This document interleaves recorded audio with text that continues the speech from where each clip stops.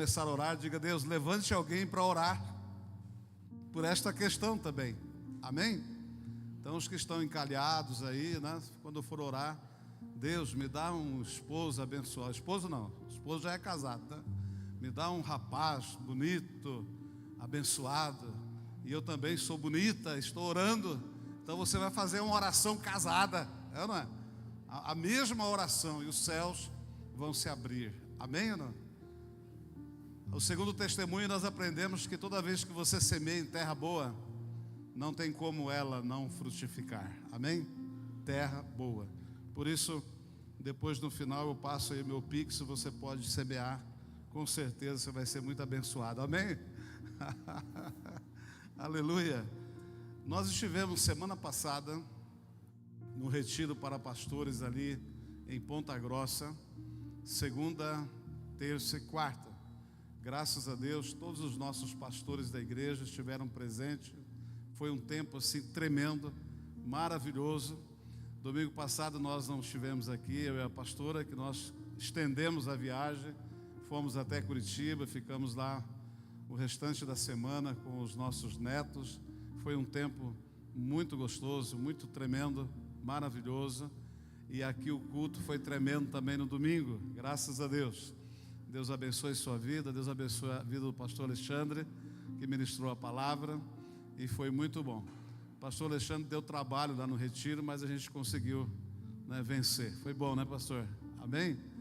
Aí a partir de domingo nós vamos testemunhar aqui. Cada domingo um pastor vai estar preparando algo para testemunhar daquilo que Deus fez nas nossas vidas lá. Estávamos em 130 pastores, uma coisa assim, 130 ou 140 pastores, e foi um tempo muito maravilhoso, de um grande derramar, de um grande renovo sobre a vida de todos.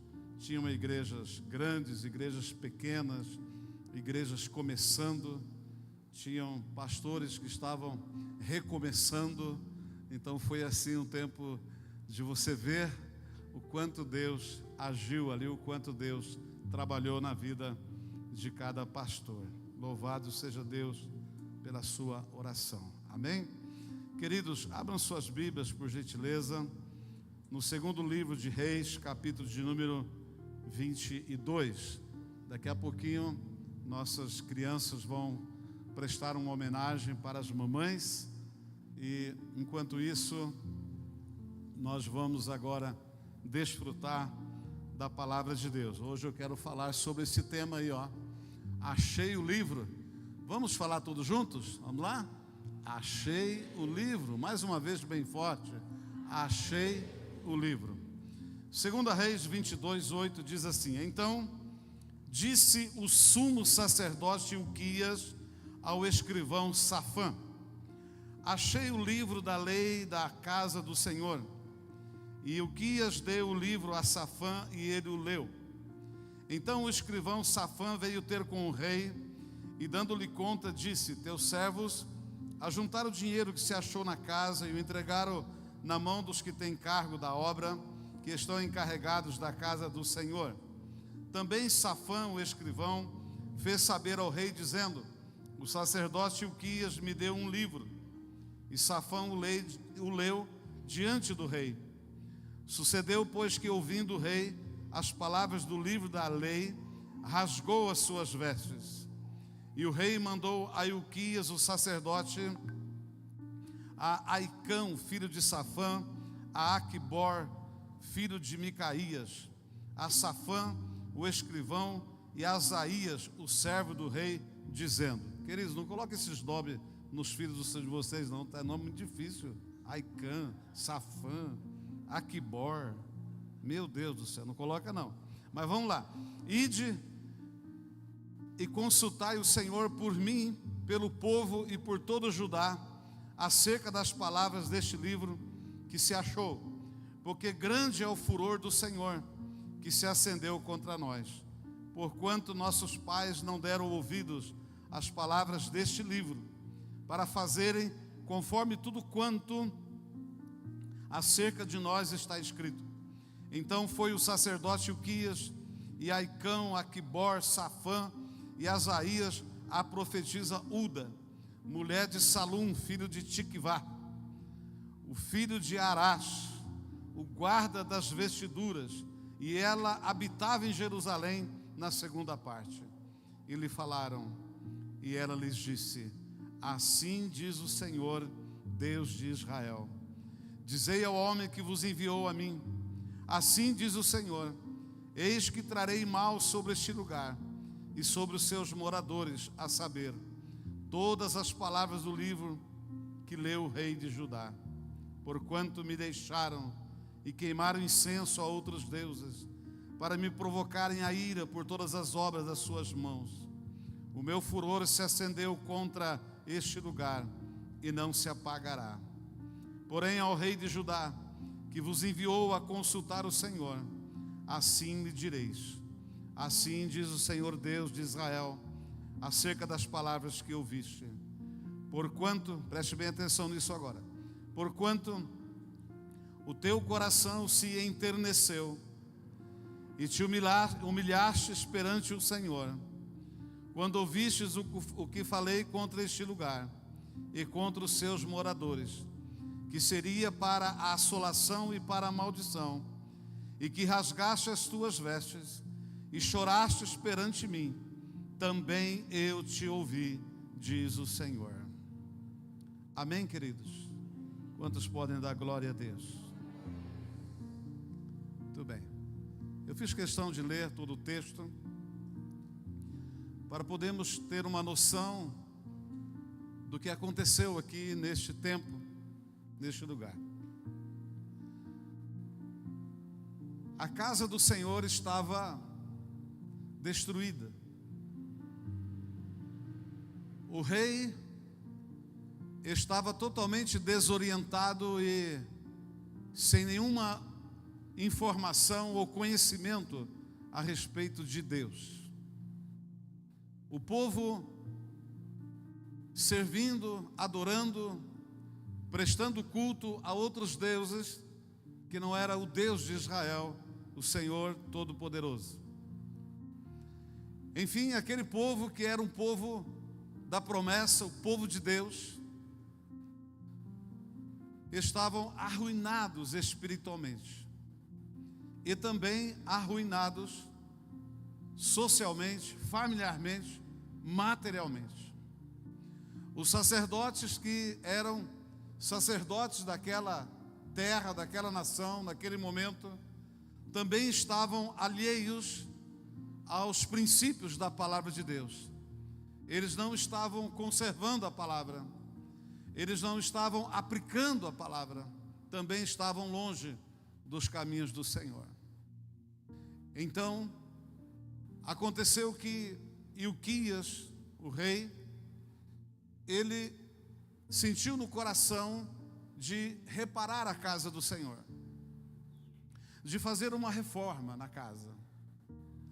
E para isso, se você ler os versos anteriores e até mesmo 2 capítulos anteriores, o 21 e o 20, você vai entender a estrutura e a organização financeira e administrativa que Ilquias montou para reparar a casa, levantando homens, pessoas com ofício, com destreza, com sabedoria, e também levantando muito dinheiro para reparar a casa, porque a casa do Senhor estava destruída por conta de invasões de outros reis, de outras nações, que deram contra Jerusalém, contra Israel e contra a casa do Senhor.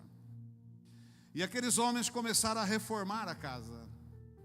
Então, quebra uma parede aqui, levanta, fecha ali um buraco, restaura ali alguma coisa, começa uma pintura e retira os entulhos e abre alguma coisa. Estão ali no meio de toda aquela situação de reforma e de repente eles acham um livro. E eles acharam aquele livro e não reconheceram aquele livro. Não sabiam que aquele livro era o livro da lei. Possivelmente, neste livro continha os 5 livros do Pentateuco. Por isso, Pentateuco são os 5 primeiros livros da Bíblia: Gênesis, Êxodo, Deuteronômio, Levíticos e Números. Que naquele tempo, esse conjunto de livros, esta enciclopédia de livros, ela era conhecida como o livro da lei do Senhor ou a Torá. Torá. E eles acharam. Interessante que quem achou não foi uma pessoa qualquer que recebeu o livro, mas aquele livro, ele veio parar na mão de quem? Do sumo sacerdote. O sumo sacerdote era o homem que em toda a nação, aquele que tinha a intimidade maior com Deus. Ele era o único homem que podia entrar no Santo dos Santos para oferecer a Deus sacrifícios e ofertas uma vez por ano. E ele precisava estar em um estado de pureza e de santidade muito grande. Por isso que ele era o sumo sacerdote. Porque se ele tivesse com algum pecado, alguma culpa, algo que pudesse impedir a oferta dele, ele era queimado, ele era fulminado, ele era morto na entrada do Santo dos Santos. Por isso que a palavra de Deus diz que Jesus Cristo, ele entrou de uma vez por todas no Santíssimo Lugar como nosso único, perfeito, santo, sumo sacerdote. E ali ele ofereceu-se, não mais uma oferta de animais, de sangue, mas ele se ofereceu como oferta para o perdão dos nossos pecados. Então hoje não existe mais o sumo sacerdote de natureza humana, porque Jesus Cristo é o sumo sacerdote. Ele é o sacerdote dos sacerdotes. Amém? E aquele sacerdote, ao receber o livro nas suas mãos, ele lê o livro. E quando ele lê o livro, ele descobre que aquele livro não era um livro qualquer, não era um livro de romance, a história de alguma nação ou de algum povo, não era um livro de fotonovelas, não era um livro qualquer, mas ele era o livro da lei, ele era a palavra do Senhor. Queridos, a casa do Senhor, que era onde Deus se manifestava ao povo, estava arruinada, nos escombros, e a palavra de Deus também estava perdida no meio dos escombros. Que situação deplorável, terrível, muito, mas muito ruim mesmo para o povo, que tinham a casa do Senhor como o lugar onde Deus descia, manifestava, abençoava, falava com o povo, recebia as ofertas, os sacrifícios e liberava o perdão, a graça sobre o povo. E esta casa estava arruinada.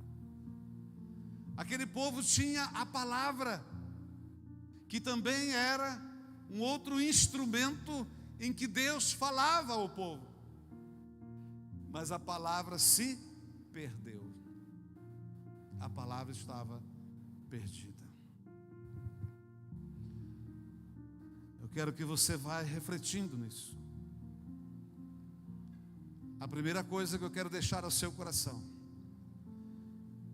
é porque eles perderam o livro.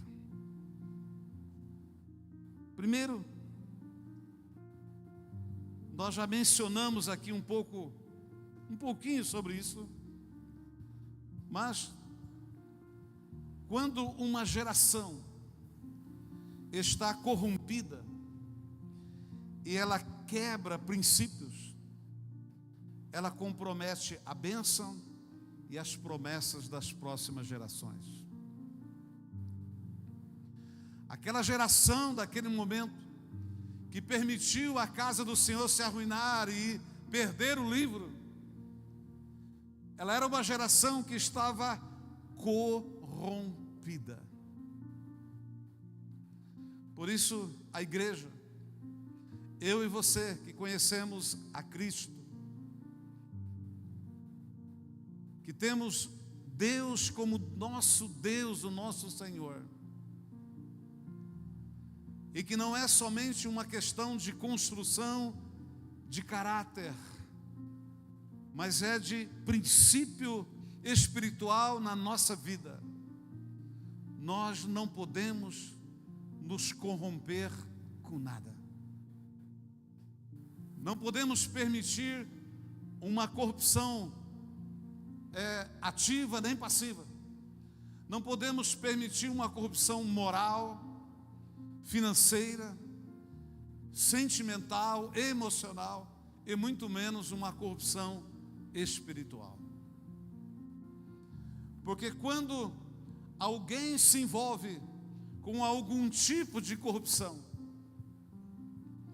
ele pode arruinar a casa do Senhor, que hoje é você. Paulo diz que nós somos o templo do Espírito Santo e que o Espírito Santo habita em nós. Então, quando nós nos corrompemos, nós arruinamos a casa do Senhor e a palavra que está em você, ela se perde. Percebe que toda vez que você se corrompe ou se envolve com alguma coisa que não agrada a Deus, você esfria-se na fé. Você começa a perder o contato, o relacionamento, a intimidade com Deus. Você começa a desfamiliarizar-se com aquilo que era tão familiar, tão íntimo com você. Você começa a esquecer de alguns valores. Você já não lembra muito bem de alguns versículos, de palavras que você aplicava, que você vivia, que você amava. Agora você já não as cita mais, porque a palavra se perdeu. Vamos ver também por que o livro se perdeu. Porque os líderes, os sacerdotes, os reis, eles começaram a servir outros deuses para agradar um povo que não tinha temor. Eu gosto de ler os livros de 1º e 2º Reis e os livros de 1º e 2º Crônicas, se bem que 2º Crônicas é basicamente uma repetição de 2º Reis. Mas eu gosto de ler esses livros porque ali tem uma galeria de todos os reis que reinaram sobre Israel e sobre Judá, quando Israel divide. As 11 tribos de Israel divide com a tribo de Judá e a tribo de Levi. Então ficam 10 tribos pertencendo a Israel e 2 a Judá. E você percebe que ali eles mencionam todos os reis que assumem o trono. E o primeiro parágrafo da história de cada um dos reis começa assim: e fulano, com tantos anos de idade, ele foi ungido rei, porém ele não fez o que foi reto aos olhos do Senhor, ou ele andou nos caminhos do Senhor. O texto diz, olha, ele não fez o que agradava a Deus, não andou nos caminhos do Senhor como seu pai Davi. Percebe que na linhagem ali, Davi é sempre o exemplo, porque ele andou nos caminhos do Senhor. A palavra não se perdeu. Davi tinha tanto intimidade com Deus, que dentro da constituição judaica do povo de Israel, existia uma hierarquia de liderança. Existia os levitas que cuidavam da casa, da arca, dos sacrifícios. Existiam os sacerdotes, né? Existia o sumo sacerdote. Aí existia os profetas e os reis. Os ofícios dos levitas e dos sacerdotes, o rei não podia fazer.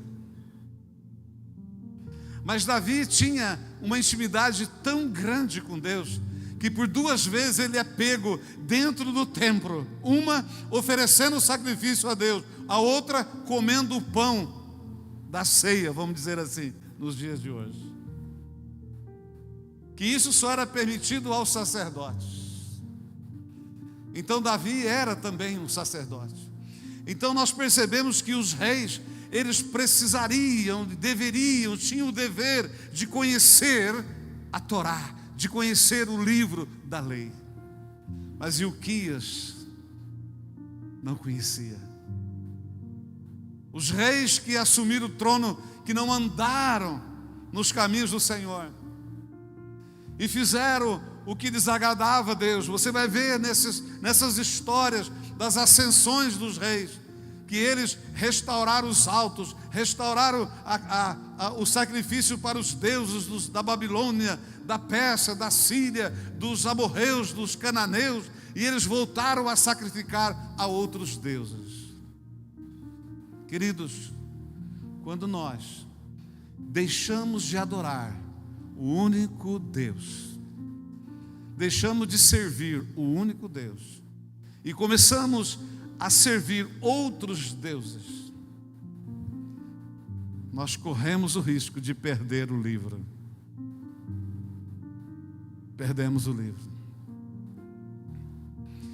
Então, nesta noite, nós viemos aqui para dizer para você que pode ter muitos livros perdidos dentro de casa, dentro do templo, dentro de cada pessoa. Eu vim aqui nesta noite dizer para você que o livro da lei, ele estava perdido dentro da casa do Senhor. Pode ser que tem livro, tem palavra que está perdido dentro de nós. Mas hoje Deus também nos trouxe aqui para dizer, e trouxe você para ouvir, que hoje é dia de achar o livro. Aleluia, achar o livro.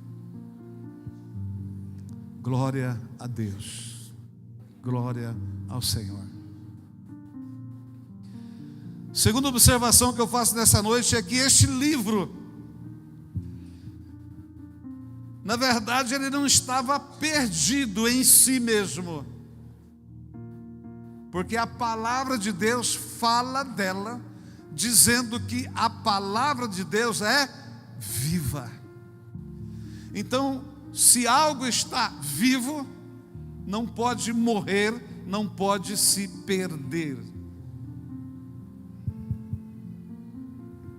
Eles, o rei, sacerdotes e o povo, estavam perdidos, mas a palavra estava ali. Amém? O livro, ele foi encontrado no templo. O livro sempre esteve lá, a palavra sempre esteve perto deles, perto dos reis, dos sacerdotes, dos levitas. Olha o que Paulo diz em Romanos 10:8, se quiser projetar, por favor. Diz assim: mas que diz?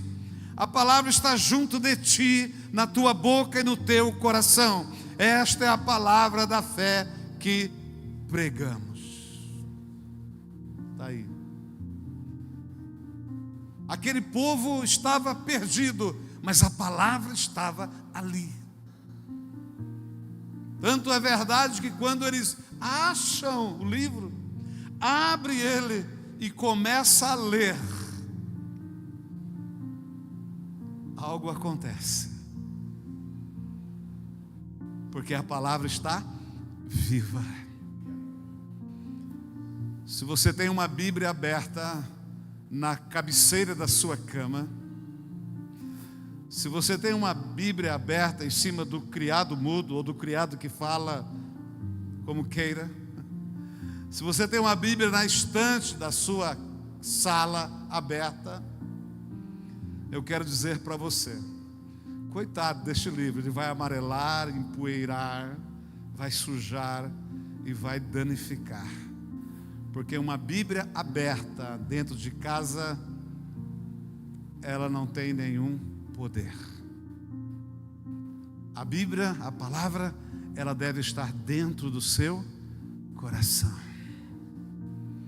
Amém? Eu era recém-convertido e nós fomos expulsar, fazer uma libertação numa pessoa que estava muito possessa. Fui eu, meu pastor e mais umas 3 pessoas. Eu era recém-convertido e eu fiquei só observando, orava também. Mas tinha alguém que também no nosso meio que era recém-convertido. E na hora que o pastor estava orando, expulsando os demônios, ele pegava a Bíblia, esse recém-convertido, e colocava na cabeça do demônio e dizia: sai, demônio, está aqui a palavra de Deus. E ele falava e falava isso, e o demônio ficou tão perturbado mais ainda, que o demônio olhou para ele e falou: qual que é a sua, cara? Isso não vale nada. Amém? Naquela hora deu vontade de dar uma bibrada na cabeça dele para desmaiá-lo, Ana. Mas quando o nosso pastor disse: em nome do Senhor Jesus, pela palavra de Deus que nos é liberada, que diz que se nós impormos as mãos sobre os enfermos, eles serão curados, e impormos as mãos sobre os perturbados, eles serão libertos, saia agora em nome de Jesus. E aquela pessoa foi totalmente liberta. Amém? Aleluia. Então tenha dó da sua Bíblia que está aberta, fecha ela e guarda. Você vai estragar o livro, vai amarelar a página, depois você não consegue ler. Eu estou dizendo isso porque eu já entrei em várias casas e a Bíblia está lá no Salmo 91, Salmo poderosíssimo. Amados, eu também acho que aquele salmo é poderoso. Olha o que ele diz: 1000 cairão ao teu lado, 10.000 à tua direita, mas tu não serás atingido. Olha que tremendo, que palavra poderosa. Então a Bíblia está aberta lá no Salmo 91. Mas pega aquela palavra, verbalize ela, libere ela, ela vai ter poder. E ela vai fazer o que ela diz que ela faz. Porque esta mesma palavra diz que toda palavra que sai da boca do Senhor, ela não volta vazia, mas ela cumpre a qual lhe foi liberada. A palavra de Deus tem poder, mas você precisa liberar ela. Amém? Então Paulo diz que esta palavra está junto de ti, na tua boca e no teu coração. O livro não estava perdido, o livro sempre esteve lá. A palavra, ela é viva.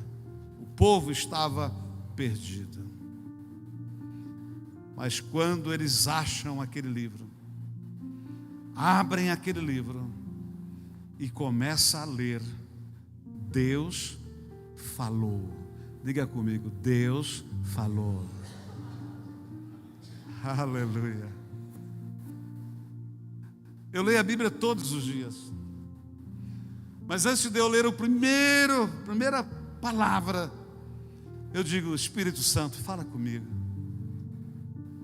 Porque o meu intelecto natural, humano, não consegue entender isso daqui. Me dá graça para que o meu espírito possa testificar com o teu espírito e discernir as coisas espirituais. Então eu leio. Aquilo que Deus quer revelar, Ele me revela. mas tem coisas que ele não revela. E se um outro ler aquela mesma coisa que eu li, revela para o outro e não para mim. Porque tudo que Deus faz, Ele tem um propósito. Então, quando eles começam a ler aquele livro,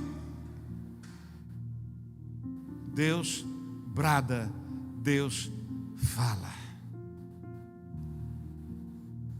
E então levaram até o rei, dizendo: rei, nós estávamos lá quebrando paredes, tirando os entulhos, reparando o templo, e achamos o livro da lei. E o rei diz: então leia. E quando começaram a ler, o texto não diz onde estava lendo, mas diz o que eles leram. Em algum lugar, e é com certeza que era em Êxodo, na saída do povo de Israel do Egito, aonde as leis, né, fundamentais foram implantadas, a grande Constituição. Ali estava dizendo que aquele povo estava em pecado, estava em rebeldia com o Senhor, estavam idolatrando outros deuses, haviam traído o Senhor, e por conta disso, Deus iria enviar uma maldição sobre o povo. Há muitas coisas que acontecem conosco, queridos. Ouça isso agora, pegue aí. Eu já vou terminar. Pegue aí. Há muitas coisas que acontecem conosco, sejam elas boas ou ruins, que são consequências daquilo que nós fazemos e daquilo que nós não fazemos. E quando são consequências ruins, às vezes culpamos Deus, culpamos o diabo, culpamos o presidente, o regime, a nação, o patrão, a carestia. E quando as consequências são boas, nós dissemos: que sorte, estou indo bem, que bom, estou no caminho certo, estou feliz, agora eu vou chegar lá. Mas eu quero dizer para você que as consequências boas ou ruins, do bem ou do mal, elas são resultados de decisões que você toma todos os dias, de atitudes que você tem todos os dias, dos sims e dos nãos que você libera todos os dias, daquilo que você está disposto a fazer ou não fazer, das suas disponibilidades ou indisponibilidades, da sua fé ou da sua incredulidade, daquilo que você se abre ou se fecha, daquilo que você crê ou não crê. Todas as consequências, elas vêm por conta de situações que nós vivemos hoje e decidimos por elas. Então, quando Deus tira o povo do Egito, Ele coloca, Ele escreve, Ele deixa muito bem claro. Lá em Deuteronômio 28, a primeira parte, dividindo o capítulo no meio, a primeira parte fala assim, ó: se hoje, versículo 1, 28, 1, se hoje ouvires a voz do Senhor teu Deus, dando cuidado de cuidar todos os mandamentos que hoje eu te ordeno, então virão sobre ti todas essas bênçãos e elas te alcançarão. Então, andar, cuidar, obedecer, viram bênçãos. Mas depois, do meio do capítulo, diz assim: porém, se não tiveres o cuidado de andar, de obedecer, todas essas maldições virão sobre vocês e te alcançarão. Josué, ele levanta o povo e fala: gente, vocês precisam decidir se vocês querem servir a Deus ou aos deuses dos amorreus. Eu e a minha casa já decidimos, nós vamos servir ao Senhor. Deus nunca obrigou ninguém a servi-lo, mas aqueles que decidem e desejam ir para o céu, existe uma condição para isso: tem que viver uma vida de obediência a Deus. E apesar de sermos brasileiros e sempre darmos um jeitinho para tudo, queridos, não tem jeitinho para entrar no céu. Só tem um jeito: obedecer a palavra de Deus. E a palavra de Deus, ela mesmo diz a respeito dela que tudo irá passar, mas a minha palavra não. Ela permanecerá para sempre. Em último lugar, para encerrarmos, quando eles acharam o livro, Deus então falou. E quando leram o livro para o rei, e este rei que deveria conhecer, também não conhecia, mas eu acho que naquele momento ele lembra dos ensinamentos dos seus pais, ou do seu pai, do seu avô, do seu bisavô. Talvez ele leu a história de Davi. Ele conhecia um pouco da palavra, mas tinha deixado, porque a corrupção tomou conta do coração do rei. Servir outros deuses passou a ser prioridade para ele, para agradar aqueles que não tinham temor, o povo. Por isso que você não pode agradar o povo, você tem que agradar a Deus.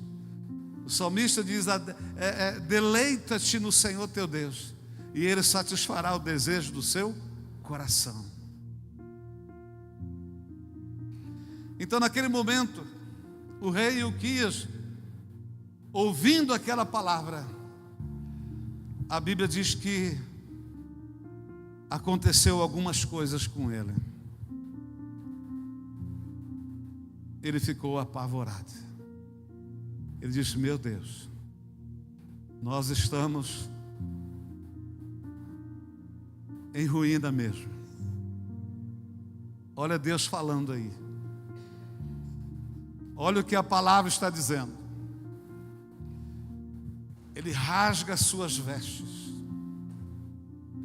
E quando um rei rasgava as suas vestes, era a atitude de maior humilhação.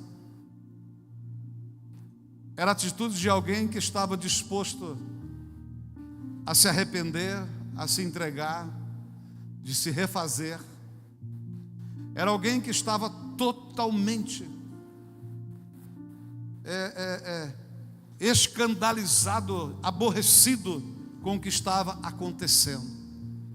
Quando o rei rasgava as suas vestes, ele estava dizendo publicamente: eu falhei.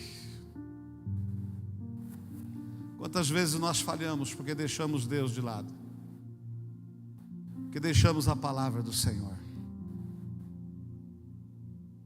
E então, por conta das nossas atitudes, vêm os dias maus, vêm as consequências. Mas Deus sempre foi e sempre será um Deus de misericórdia. Ele levanta uma mulher aqui, diga comigo, uma mulher. O nome dela era Ulda. Sabia que nós temos uma Ulda aqui na igreja? O nome dela é Ulda Marta. Irmã Marta, é Ulda. Interessante que esta mulher, havia em Israel centenas de profetisas. A Bíblia não se preocupa em explorar isto por conta das discriminação no próprio judaísmo em relação ao ofício de mulheres. Mas haviam centenas de profetisas e Ulda era uma delas. Até no Novo Testamento é mencionado profetiza. E Deus usa esta mulher.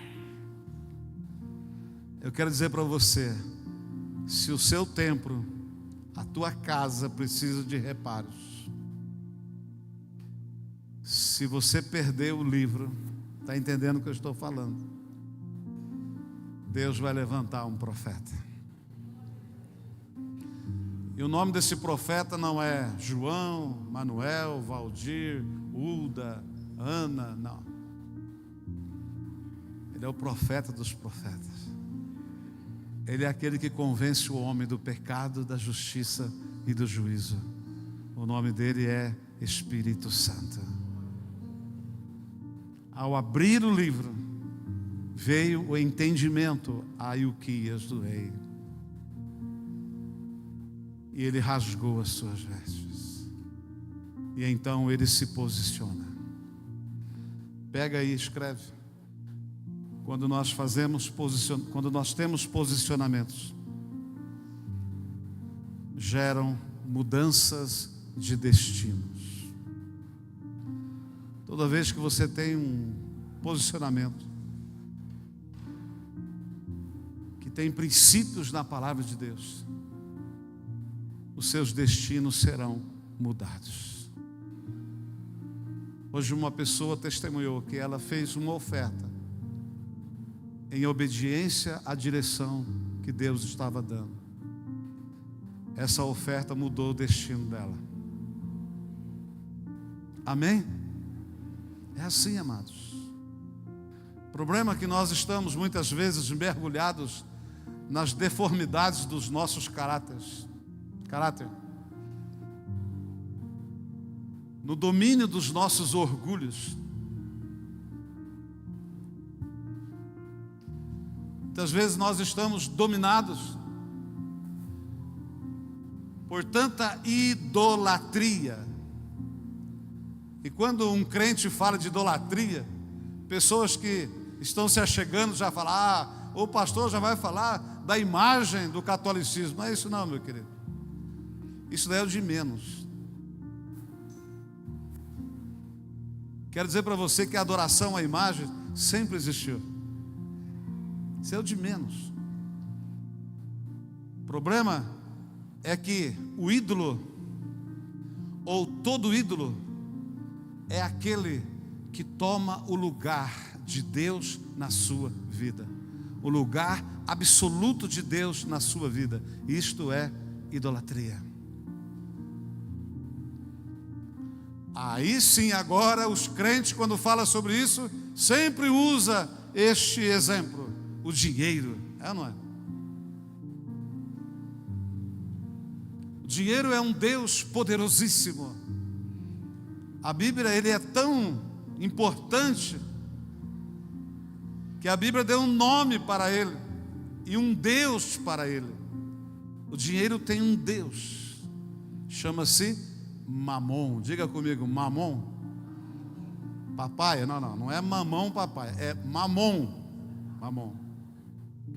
E a palavra de Deus diz que o amor ao dinheiro é a ruína, é a queda. O dinheiro não pode ser o nosso Deus, o nosso Senhor, mas o dinheiro tem que ser o nosso servo. Eles têm que estar ao nosso trabalho, não nós ao trabalho dele. O dinheiro é uma recompensa dos seus esforços. Por isso você precisa valorizá-lo e usá-lo para o seu bem, porque os teus esforços são preciosíssimos. Cada vez que você faz um esforço, um pouco de você é esvaído, se esvai. Então aquele rei, ele se posiciona. Qual foi o posicionamento do rei?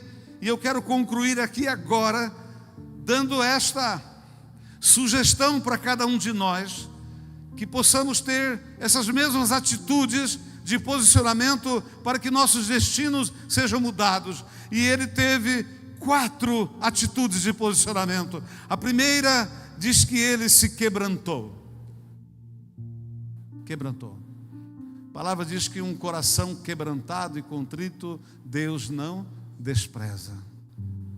A segunda atitude do rei, ao ouvir aquela palavra, ele se humilhou, rasgou as suas vestes. Quebrantou, o texto chama-se de enterneceu, é ou não é? Está escrito lá. Quebrantou, humilhou. A terceira coisa que o rei Ilquias, ele faz quando ele ouve aquela palavra, a leitura do livro? Ele se arrepende. Ele se arrepende. E a última coisa, ele chora. Ele chora. Amados, quebrantamento não é birrinha, não é choro de dor de alguma coisa, de perda de alguma coisa. Quebrantamento, ele vem de dentro do teu espírito. Não é alma, não é uma manifestação, um comportamento almático, mas é do espírito. Um coração quebrantado. Ele se humilha. Humilhar é confessar e admitir que errou, que falhou, que precisa de ajuda. Humilhar é confessar que, Deus, durante todo esse tempo, o meu templo estava em ruínas e o livro se perdeu na minha vida, mas eu estou querendo reparar esse templo, porque eu sei que quando eu começar a reparar esse templo, eu vou achar o livro, eu vou achar a palavra, eu vou ter um encontro com a sua palavra novamente. Queridos, quantos de nós precisamos reparar o templo todos os dias? Tirar um pouquinho da carnalidade daqui, um pouquinho da imoralidade, um pouquinho do caráter, sabe, um pouquinho daqui, um pouquinho dali, e trabalhando, limpando, reparando este templo. E quando vamos reparando o nosso templo, o livro aparece, a palavra aparece, a palavra se manifesta. E isso não dá para fazer se não for humilhação. A palavra diz: humilhai-vos, humilhai-vos, povo meu, diante do Senhor. Arrependimento. Arrepender-se não é remorso. Arrepender não é tão somente admitir que errou, mas arrepender-se é uma mudança de destino, uma mudança de conduta, uma mudança de direção, uma mudança de rumos.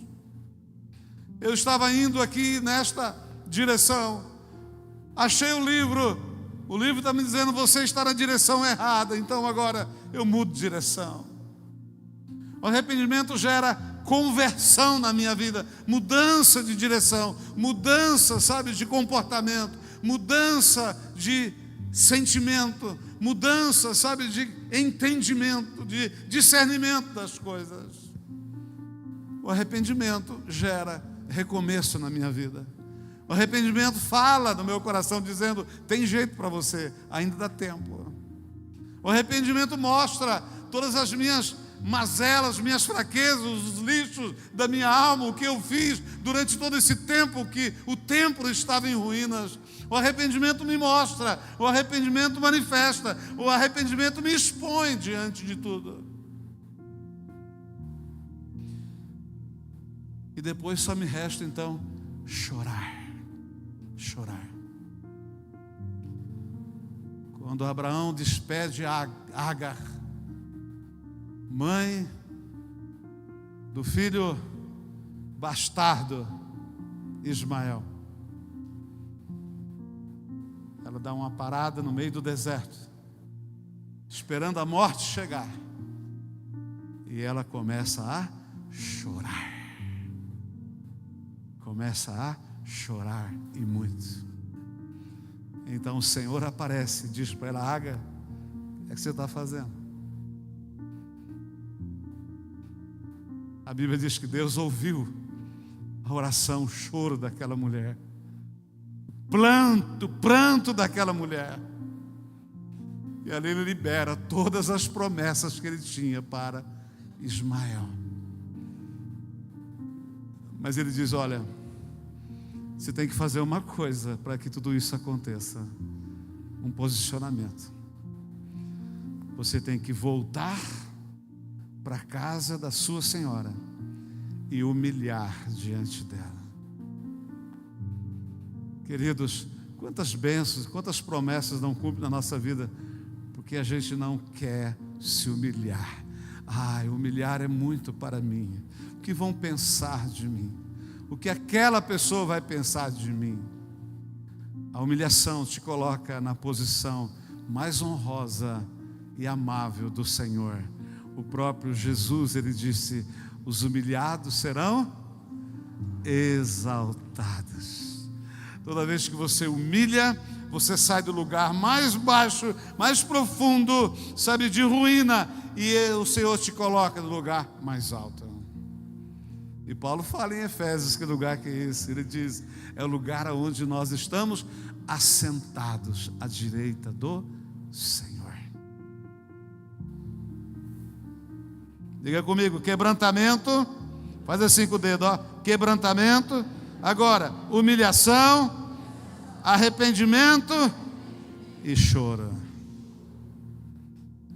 Enquanto os irmãos do louvor subam aqui, eu quero convidar você para se colocar em pé. E nós vamos orar. Rafael, avisa o Ministério Infantil que em 5 minutinhos eles podem se preparar. Aleluia. Feche os seus olhos nesta hora. Feche os seus olhos nesta hora. Depois que Uquias, o rei, ele teve esse posicionamento, depois que ele quebranta, humilha, arrepende, chora, a profetisa mandou dizer para ele: porque ele fez isso, ele será poupado. Amém? Porque ele fez isso, ele tem um recomeço na vida dele. Continue lendo os próximos capítulos deste livro. Você vai ver como que este homem foi usado e abençoado por Deus, até que chegou o fim, que é outra história. Mas o posicionamento deste homem salvou a sua vida. O posicionamento deste homem abriu uma porta de recomeço para ele. Eu não sei como você está, você que entrou aqui nesta noite, você que está conosco na live, participando deste culto online conosco. Não sei como está a sua vida, mas nesta hora, reflita por você. Será que hoje não é o dia oportuno de você começar a reparar o templo? Tirar uma sujeira daqui, um entulho dali, fazer uma parede nova, um compartimento novo, restaurar o piso, a pintura, o telhado, a cobertura sua. Será que hoje não é dia de posicionamento?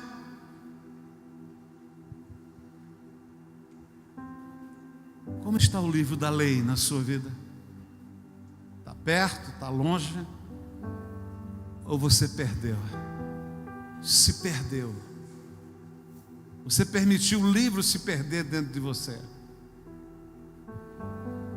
Queridos, se a palavra de Deus não tem lugar na nossa vida, não é prioridade na nossa vida, é porque uma outra coisa tomou lugar. Porque prioridades é aquilo que eu coloco em primeiro lugar na minha vida.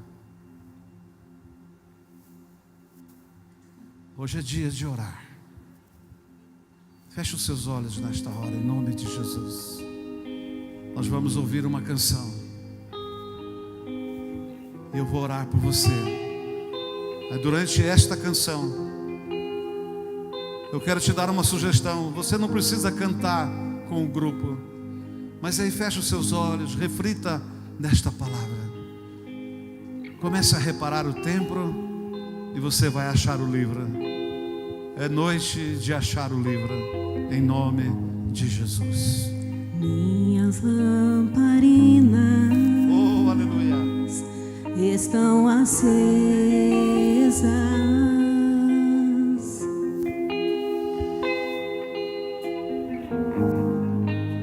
Só estou esperando o barulho dos teus passos em direção à porta. Aleluia. É só bater que eu vou abrir pra você entrar. só bater que eu vou abrir pra você entrar.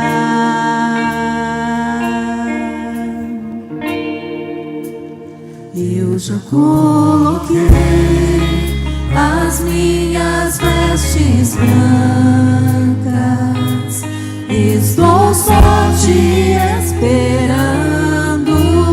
Vem, vamos dançar, Maranata,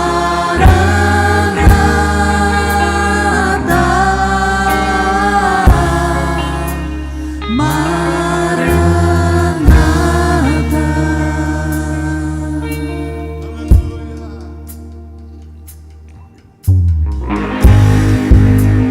Minhas lamparinas estão acesas,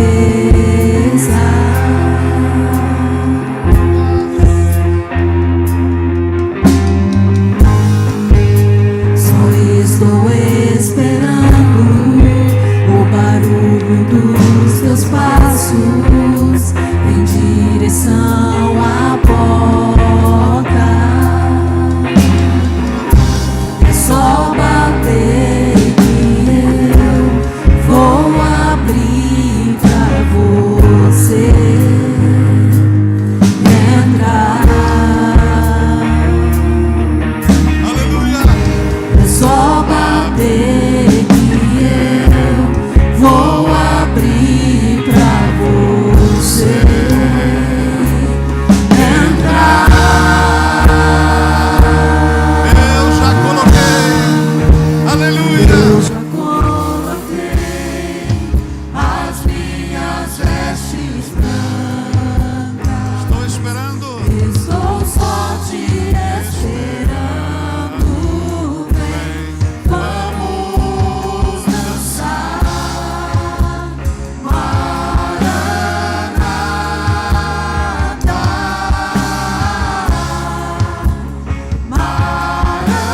Maranata. Eu já coloquei as minhas vestes brancas, estou só te esperando. Vem, vamos dançar, Maranata,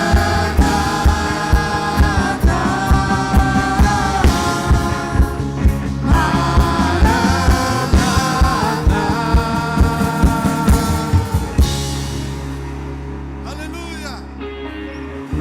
Sim, meu Deus. Tu és poderoso, Senhor.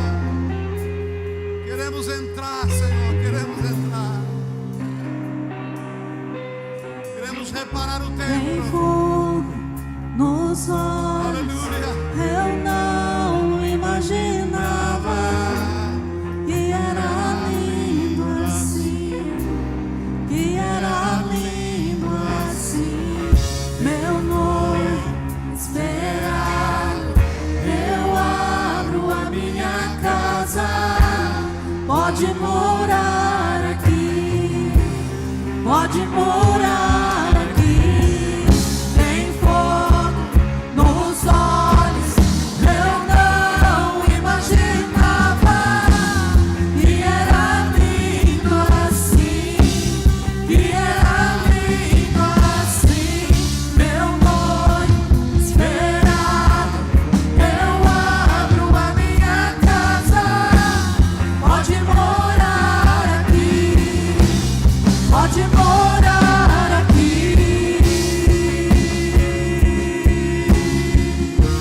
Eu vou orar por você agora.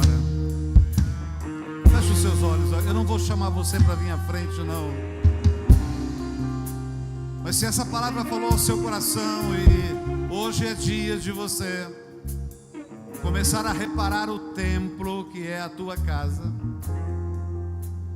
que hoje é o dia que você vai achar o livro, que a palavra vai ficar mais viva do que nunca na sua vida. Você entende que hoje é dia de arrependimento, de humilhação, de quebrantamento e de choro. Coloque a mão no seu coração. Faça somente esse gesto.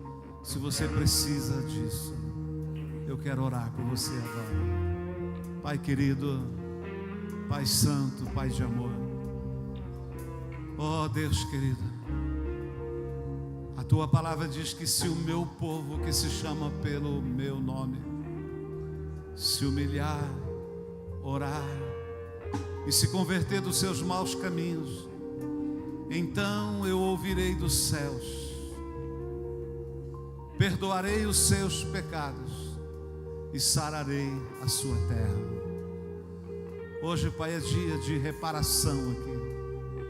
Hoje é dia que a tua igreja, o teu povo, pessoas que estão conosco, pessoas que estão nas redes sociais nos ouvindo, hoje é dia de reparar o templo. Hoje é dia, Senhor, de renovar o templo. Oh Senhor, de resolver as estruturas, os alicerces, a cobertura, as paredes, a segurança. Hoje é dia, Pai, de tirar os escombros, os entulhos, os lixos que estão na nossa alma, no nosso espírito. Hoje é dia de limpar o templo. Hoje é dia de colocar o templo para funcionar novamente, para receber os sacrifícios, a adoração, o louvor, e principalmente para que a tua presença venha, para que o Senhor manifeste novamente no templo e aceite a nossa adoração. Hoje é dia, Pai, em que em meio a toda a reparação, o livro será achado e o Senhor vai falar conosco, o Senhor vai falar com cada pessoa. Eu oro nesta hora para que esta noite seja uma noite de marco na vida desta igreja e na vida de todos que estão aqui. Pessoas que estão se posicionando, tomando decisões de reparar o templo e de retomar o livro em suas mãos e em seu coração. Eu oro e os abençoo com toda sorte de bênção da tua palavra. Que o Senhor os fortaleça, os sustente, os renove. Que o Senhor nos perdoe, que o Senhor purifique o nosso coração, que o Senhor limpe mesmo esse templo. Ah, Deus, assim como Jesus entrou no templo que estava sendo usado pelos mercadores para comercializar, e o Senhor expulsou, tirou tudo aquilo que não agradava o Senhor dentro do templo, e Ele disse: este lugar é chamado de casa de oração para todos os povos. Este é o nome da nossa casa, este é o nome do nosso templo, este é o nome da nossa vida. Vem, Senhor, nesta hora e nos ajude a limpar, nos ajude a reparar. Mostra-nos onde perdemos a palavra, onde perdemos o livro, e nos ajude a achar, e tenha misericórdia, Senhor, para que as maldições sejam desviadas, sejamos perdoados, porque o sangue na cruz de Jesus Cristo nos lavou e nos perdoou. E libera a bênção sobre cada um de nós, libera a bênção sobre a vida dos teus filhos. Levante a tua mão e diga: Senhor, eu quero reparar o meu templo. Diga bem forte, diga: Senhor, hoje eu decido reparar o meu templo. Hoje eu declaro que o livro da lei, a tua palavra, não está perdida, mas novamente eu a reencontro, e ela reencontra comigo, e ela me limpa, me lava, me purifica e me traz recomeço de vida novamente. Diga bem forte: de vida novamente, de relacionamento com meu Deus, para a glória do Senhor. Diga: eu recebo esta palavra e me posiciono no nome do Senhor Jesus. Se você crê, diga amém, diga glória a Deus. Chacoalhe o teu irmão, diga: meu irmão, você achou o livro? Você achou o livro, meu irmão? Continue reparando, continue reformando, continue limpando, porque o livro está aí, a palavra está dentro de você. Amém?